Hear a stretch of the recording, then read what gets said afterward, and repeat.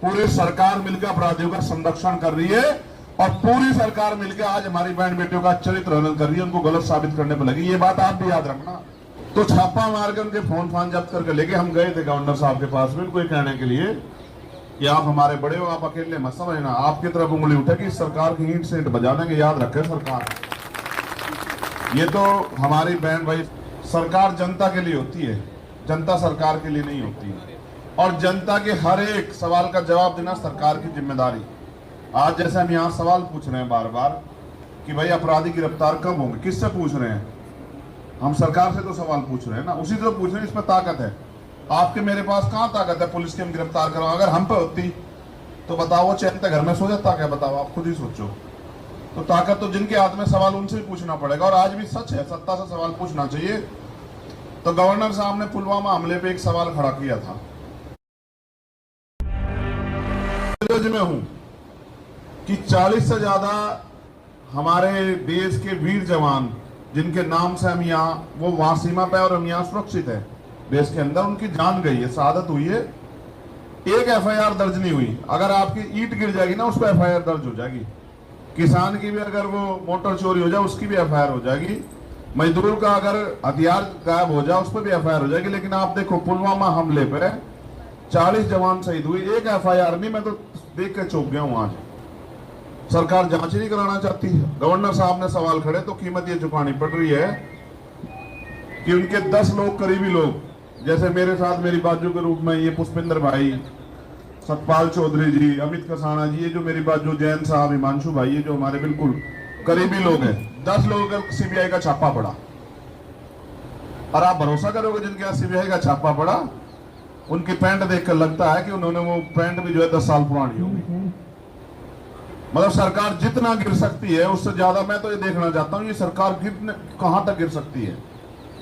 तो छापा मार के उनके फोन जब्त करके लेके हम गए थे गवर्नर साहब के पास में, उनको कहने के लिए कि आप हमारे बड़े हो, आप अकेले मत समझना, आपकी तरफ उंगली उठेगी सरकार की ईंट से ईंट बजा देंगे, याद रखे सरकार। ये तो हमारी बहन भाई इसको लीड कर रहे हैं, हमारे पहलवान जी जो खिलाड़ी हैं, उनकी वजह से हम, क्योंकि एक इस धरने का एक अनुशासन है, एक नियम है, हमारा काम इसको बैक सपोर्ट करना है, तो इसलिए हम इसकी सारी बात मानते हैं।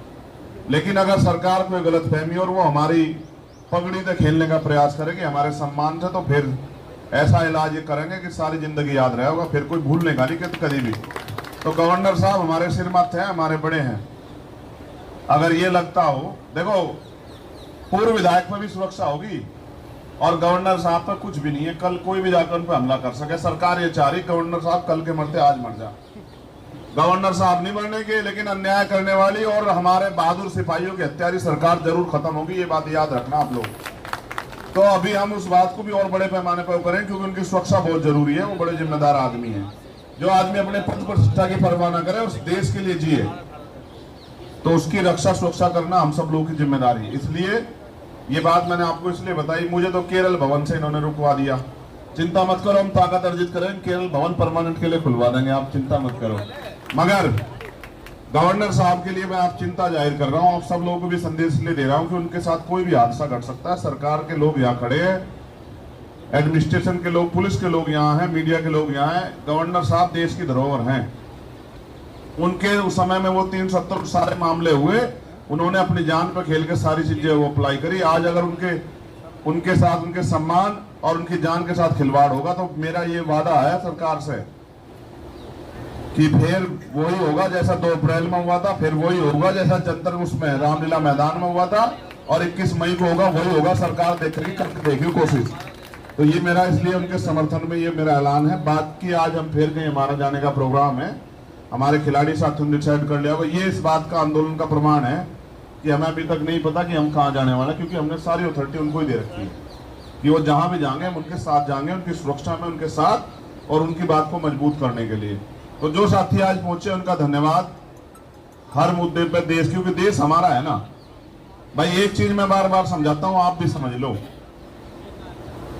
सरकार के पास जो बजट है ना, वो जनता का पैसा है जो टैक्स में जाता है, चाहे वो किसान की जेब से जा, मजदूर की जेब से जा, चाहे किसी की जेब से जा। और जो प्राकृतिक रिसोर्स है वो टैक्स है। तो अगर सरकार किसी को देती है, एहसान नहीं करती है। हमसे सरकार है, हम सरकार से नहीं है, जनता है जो कुछ है। तो जनता का, इतनी जनता बार बार सरकार से कह रही है, आज 26वां दिन है भाई, 26वां है, 26 दिन हो गए, एक बार देखो देश के प्रधानमंत्री, हम तो बहुत ताकतवर मानते, एक शब्द नहीं निकल रहा। और खबर तो यह है कि आज कहीं जान लग रहे हैं, 6-7 दिन के लिए उड़ान भर रहे हैं, वहां जाकर कहेंगे देखो मैं, हमारे देश में ये हो रहा है, ये नहीं बता रहे कि देश की राजधानी में देश की बेटियां बैठी हैं और कोई जवाब देने को राजी नहीं है। आप ये बात समझो, मैंने पिछली बार भी कहा था, आज फिर दोहरा, अहंकार, सत्ता जो है ना, ताकत तो है ही सत्ता में, लोकतंत्र है भारत में, सत्ता में ताकत है, लेकिन सत्ता मदहोश कर देती है, दिमाग खराब कर देती है, सत्ता आदमी को तानाशाह बना देती है। आज कुछ ऐसे ही हाल हैं, उन्हें ऐसा लग रहा है कि भाई उनसे बड़ा कोई है ही नहीं। और मैं बार बार ये कह रहा, काशीराम साहब कह रहे थे कि सुप्रीम कोर्ट से भी बड़ी होती है जनता, और जनता के फैसले अच्छे अच्छे तानाशाह को जमीन पर पटक देते हैं। और अगर जितना देर करोगे, क्योंकि हम इसलिए भी चुप हैं, मैं फिर अपने साथी आज मुझसे पूछ रहे थे आओ आओ आओ, तो भाई मैं 21 तारीख तक चुप हूं, क्योंकि हमने 21 तारीख को अपने खाप के लोगों को, जिम्मेदार लोगों को, उन्होंने हमसे समय वो कर रखा है 21 तारीख का। 21 तारीख के बाद फिर जब वो बात पक्की हो जाएगी, उधर से जो आदेश आ जाएगा, फिर हम उस पर काम करेंगे। मगर हमने तय कर लिया है कि आंदोलन को जमीन पर ले जाने के लिए, सूचना मैं मीडिया को भी दे रहा हूं कि हम महिला सुरक्षा, बहन बेटी सुरक्षा सम्मेलन जो है ना, पूरे उत्तर प्रदेश में अब हम करेंगे। इसकी तैयारी जो है आज पार्टी संगठन के लोगों को हम शाम के टाइम दे देंगे। हर जिले, हर मंडल में हम लोग पहले फेज में करेंगे, क्योंकि हम बताएंगे कि देश की राजधानी में क्या चल रहा है। कई बार ऐसा हो रहा है, कुछ मीडिया के लोग तो हैं जिनके रीढ़ की हड्डी है, कुछ मीडिया के लोग तो ऐसे हैं वो बताने को राजी नहीं क्या हो रहा है। 10-20 मिनट की बात हो जाए, टीवी खोल लो, देश के प्रधानमंत्री जी, हम भी उनको ही देख रहे हैं कि वो कुछ बोल रहे हैं, वो बोल नहीं रहे हैं। तो इसलिए सवाल को मजबूत करना पड़ेगा, और मजबूत करके जनता के बीच ले जाना पड़ेगा। हमने उसकी तैयारी कर ली, क्योंकि जो हम कहते हैं उसको करते हैं। और तैयारी ये है कि हम महिला सुरक्षा, सम्मान और सशक्तिकरण, क्योंकि आज तो उन बहन बेटियों की लड़ाई लड़ने की हिम्मत इन्होंने दिखा दी, पहलवान जो हमारे बहन भाई हैं। आप ये सोचो, ये बंद क्यों नहीं हो रहा परमानेंट के लिए? भाई सबके घर में बहन बेटी है ना, फिर ये महिलाओं के साथ अन्याय क्यों? हमारी बहुत सारी महिला लीडर्स यहाँ बैठी हुई हैं, आज दिल्ली की भी, गाजियाबाद वाली भी, बुलंदशहर वाली भी। तो अगर ये सुरक्षित नहीं है तो फिर हम इंसान कैसे हो सकते हैं, आप ये बताओ। अगर जब घर में बहन बेटियां, और हम वास्तविकता में बहन बेटियों को देवी की तरह पूजते हैं, तो फिर कि दूसरे की बहन बेटी, जो दूसरी बहन बेटी है उसके साथ अन्याय हो रहा है, तो ये तो मानवता नहीं हुई ना, ये तो कोई इंसानियत की बात नहीं हुई ना। तो इसकी हमें परवाह करनी पड़ेगी कि शोषण चाहे खिलाड़ियों के साथ हो, चाहे गांव देहात में हो, चाहे दफ्तर में हो, किसी भी विभाग के, चाहे सड़क पे हो, ये सब बंद होना चाहिए। कोई किसी महिला को, बहन बेटी की तरफ कोई अपमानित शब्द या अपमानित नजरिए से देखे भी ना, तभी तो भारत की सुंदरता बढ़ेगी। यही तो था भारत, जिसकी बात होती है कि हम महिलाओं को समाज, देख लो क्या हो रहा है। देश की गोल्ड मेडलिस्ट और अन्य मेडलिस्ट बेटियां जो है, जो ओलंपिक खेल के आई, जिनको किसी की पहचान की मोहताज नहीं, वो बेचारी यहाँ तड़प रही है। सड़क पर जाओ, मीडिया के लोग पूछें, मैं मीडिया के लोगों से भी कह रहा हूँ, एक बार कभी प्रधानमंत्री जी से भी पूछ लो यार कुछ क्या देश मामले में। उनके पास इतनी बढ़िया मंत्री जी हमारी स्मृति ईरानी जी, बहन जी हमारी, उनसे पूछ लो, वो भी कुछ बोल रहे हैं। उनके पास बड़े बड़े वो हैं। तो अब ये भी पता लगा कि भाई मुझसे कोई आते ही कह रहा था जी, वो एक और वो भी सम्मेलन कर रहे हैं। भाई अधिकार है, लोकतंत्र है, संविधान ने दिया है, जैसा हमें आंदोलन करने का अधिकार है ऐसा उनको भी अधिकार है। मगर जनता ये देख रही है, आज ये बात भी याद रखेगा इतिहास और देश भी, कि भारत की जनता ये देख रही है किस तरह से पूरी सरकार मिलकर अपराधियों का संरक्षण कर रही है, और पूरी सरकार मिलकर आज हमारी बहन बेटियों का चरित्र हनन कर रही है, उनको गलत साबित करने पर लगी। ये बात आप भी याद रखना। किसान को याद तो सारी चीज रह रहा है, सारी चीज याद रहा है। किसान को ये भी याद रहा है कि जो फसल बोई थी उसमें कितना नुकसान हुआ था, क्योंकि वो पेट काटता है ना, वो धूप में रहता है, वो पानी देता रात को 3 बजे उठ के, उसे प्राकृतिक मार होती है, ओला पड़ जाता है, बारिश आ जाती है, हवा चल जाती है, सब झेलता है वो। लेकिन मैं फिर कह रहा हूं, हमें तो यही सिखाया कि आदमी भूखा रह सके लेकिन अपमानित होकर नहीं रह सकता। और घर की इज्जत होती है बहन बेटी। जिस घर में बहन बेटी की इज्जत ना हो, सुरक्षित ना हो, फिर उसका वो आदमी चाहे कितनी बड़ी मूंछ रख ले, कोई फायदा ना। मूंछ तो फिर वही हो जो घर की इज्जत हो, और उसकी रखवाली नहीं कर पा रहे तो हम चाहे कितने बड़े चौधरी हो, फिर उसका कोई फायदा ना। तो आप डटे हुए हो, जो लोग डटे हुए हैं, जो लोग आते हैं, उनका बहुत बहुत धन्यवाद। और उनकी तरफ से मेरा ये कहना, अभी मार्च होगा, अभी मुझे पूरी जानकारी नहीं कि आज पैदल मार्च है कैसे है, जो आदेश आएगा तब तक, जब तक वो मार्च ना हो तब तक आप टिके रहिए। Specially Bhim army Azad Samaj party के लोगों से मेरा निवेदन है, वो अनुशासन में बैठे रहना, ठीक है। जब यहाँ कोई वक्ता अपनी बात रखे, ये मंच है, इस पर कोई कुछ भी कह सकता है, हमने सबके लिए खुला करवा रखा है। कोई आवे किसी संगठन किसी पार्टी का, मैंने तो कल इनसे ये भी कहा था, बजरंग को सवाल पूछ रहे थे कि भाई वहां राजनीतिक लोग आ रहे हैं, तो मैंने बजरंग से कहा कि आप कह दो कि बीजेपी वाले सारे यहाँ जाओ, वही न्याय दिला दे, हम लोग उठ कर चले जाएंगे। भाई बीजेपी के लोग आकर न्याय दिला, जरूरत नहीं पड़ने किसी की, बीजेपी की सरकार के लोग न्याय दिला दें। अरे कुछ तो मुंह खोल लो, जब सब लोग एक तरफा हो जाएंगे तो न्याय कैसे मिलेगा, नो बताओ। ये जो आज पंजाब के, हरियाणा के और इधर ये कासगंज तक के हमारे लोग, ये यादव, आलोक यादव, तमाम लोग जो आए हुए हैं, ये सब लोग क्यों आए? भाई सड़क पर आदमी कम आता है, आप मुझे बताओ, खुशी से आता है कोई सड़क पे? सड़क पर आदमी तब आता है इस लोकतांत्रिक भारत में जब वो निराश हो जाता है कि उसको न्याय नहीं मिलने का। अब उसके पास कौन रास्ता नहीं, ना उम्मीद होकर सड़क पर आता है। आज हमारे लीगल सेल के भी जो है नेशनल चेयरमैन, उनकी टीम भी यहाँ आई हुई, उनका भी बहुत बहुत MS आर्या जी, उनका भी धन्यवाद। सारे मोर्चों पे लड़ेंगे हम इसे, हर मोर्चे पे, कोर्ट में भी, बाहर भी, अंदर भी, सब जगह लड़ेंगे। और जब तक नहीं हटने इन पे, जब तक न्याय नहीं मिलता, जितनी पंचायतें, जितने जोड़ लगाना लगा लो। सरकार से मेरा यह आग्रह है, जितना देर करोगे उतनी बुरी हार होगी, जितना देर करोगे, जितना जल्दी करोगे उतनी इज्जत बच सके।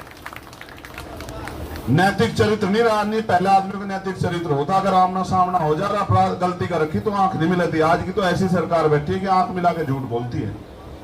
अभी अमित मुझे सुना रहा था एक बात, तो भाई साहब आपने कहानी सुनी? मैंने कहा कौन सी? कहना एक बार झूठ और सच दोनों नान गए,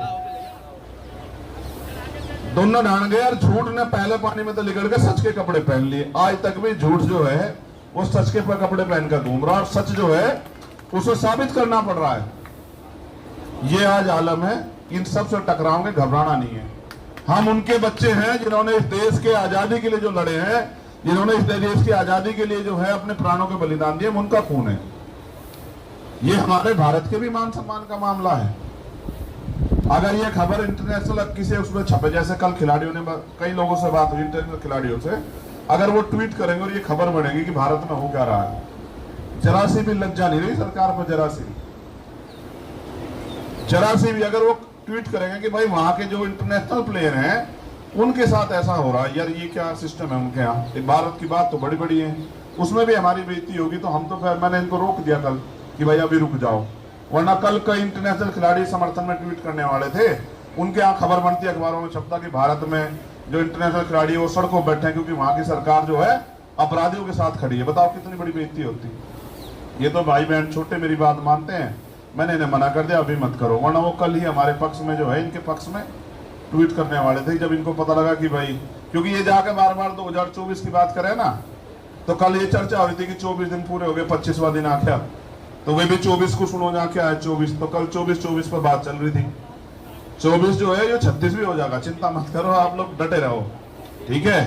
आपकी ये मौजूदगी बता रही है कि ये लड़ाई निर्णायक तरफ जारी है और सब तक ये बात पहुंच रही है कि देश में क्या हो रहा है। अगर कैमरे पे पहरा हो जाएगा तो कोई बात नहीं, केरल गेट पे पहरा लगा दोगे, गाड़ी रोक लोगे, जमान पे थोड़ा ही पहरा लगा दोगे, गला थोड़ा ही पकड़ लोगे, गला तो हम किसी को भी नहीं पकड़न देते। तो सब चीज देखी जा रही है, आज देश भी देख रहा है और हमारे किसान का मेरे भी देख रहे हैं कि इतिहास आज अपने आप को खुद दोहरा रहा है। देखो हक की लड़ाई यहाँ सड़कों पर लड़नी पड़ रही है, न्याय सबके लिए समान है, संविधान में सबको अधिकार है, लेकिन हम यहाँ सड़कों पे इसलिए हैं क्योंकि पूरी सरकार मिलके कोशिश कर रही है किस तरह न्याय का गला घोट दो। आपको खुद दोहरा रहा है, देखो हक की लड़ाई यहाँ सड़कों पे लड़नी पड़ रही है, न्याय सबके लिए समान है, संविधान में सबको अधिकार है, लेकिन हम यहाँ सड़कों पे इसलिए हैं क्योंकि पूरी सरकार मिलके कोशिश कर रही है किस तरह न्याय का गला घोट दो।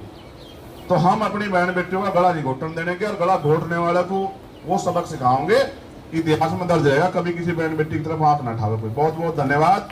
जय भीम, जय भारत, जय जवान, जय किसान। और क्योंकि समय हो गया है तो अब जो मंच हमारे संचालक महोदय निर्णय लें क्या करना है।